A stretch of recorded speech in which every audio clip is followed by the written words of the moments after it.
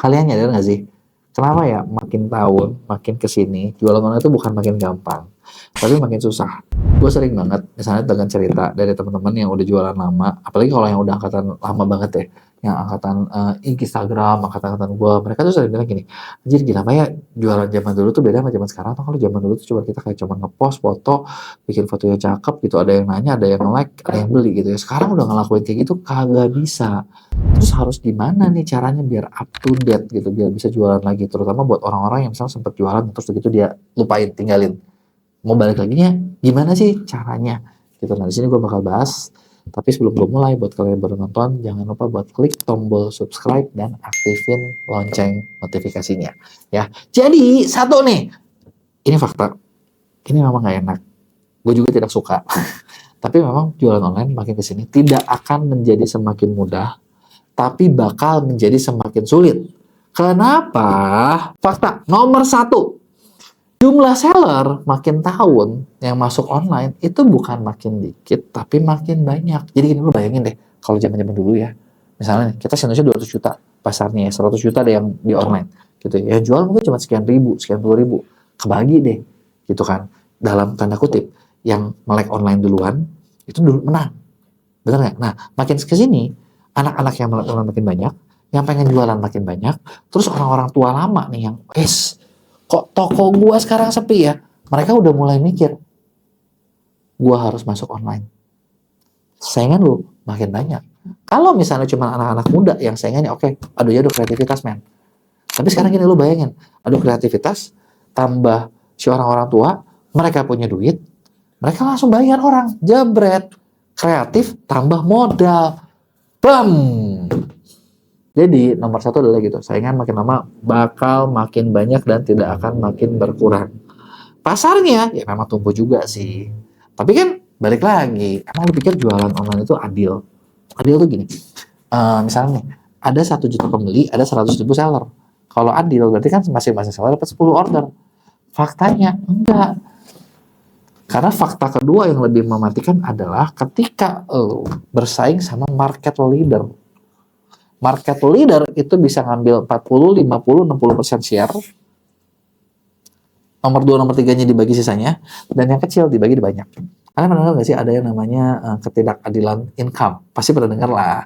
Ya nggak? Katanya 1% orang di dunia itu menguasai 99% uang yang ada di dunia. Bayang nggak lo? Woish. Jadi kayak 1% kayaknya kaya banget.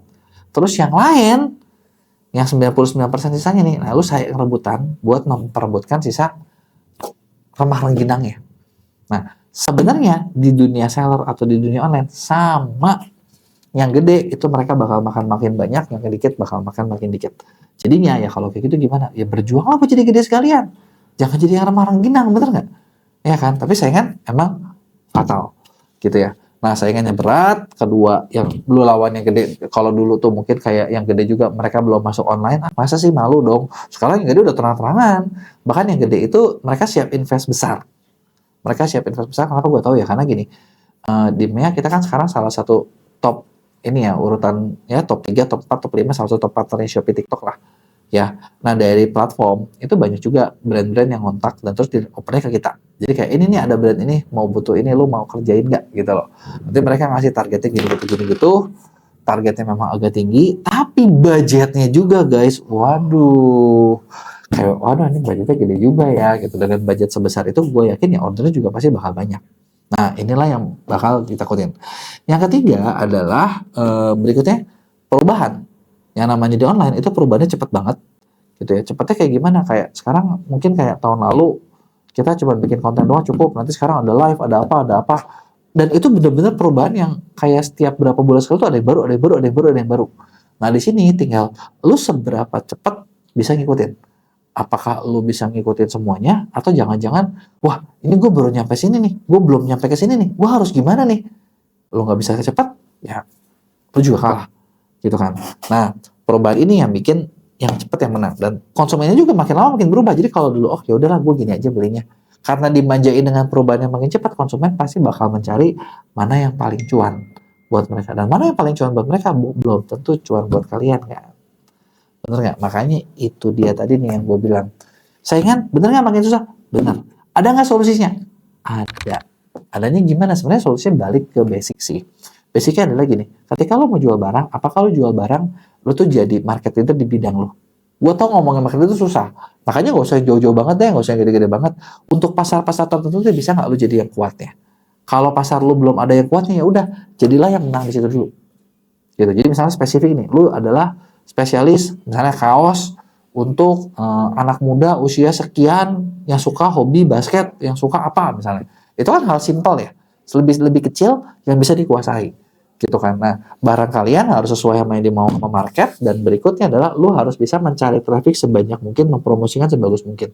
Nah, biasanya orang tuh paling bisa bikin produk, di sininya nggak bisa, atau bisa promosi produknya jelek. Nah, kalau kayak gitu gimana? Tenang, kita bisa bantuin lu gitu. Jadi gua di MEA itu kita sales top agency. Jadi kalau misalnya lu butuh buat dikerjain sama kita, bisa.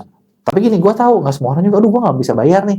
Tenang, buat bantuin kalian, kita udah bikin perusahaan baru gitu ya, ada yang namanya Skill School. Ini khusus buat edukasi tentang bisnis online. Di Skill School ini kita punya program namanya pendampingan ordal. Di pendampingan ordal kita memang kerjasama sama banyak konsultan buat bantuin kalian, mulai dari kayak ngerisetin produk lo kayak gimana, marketnya kayak gimana, potensinya seperti apa, lu targetnya harus ngapain, lu jualannya harus kayak gimana. Dan kita programnya itu sekitar 3 bulan sampai 6 bulan, terserah lo mau yang mana.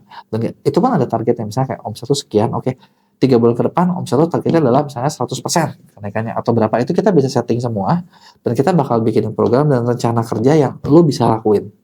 Ketika lo lakuin rencana kerja yang kita lakuin, nah rata-rata klien-klien itu bener-bener achieve targetnya, dan mereka bisa naik level ke kelas yang lebih tinggi.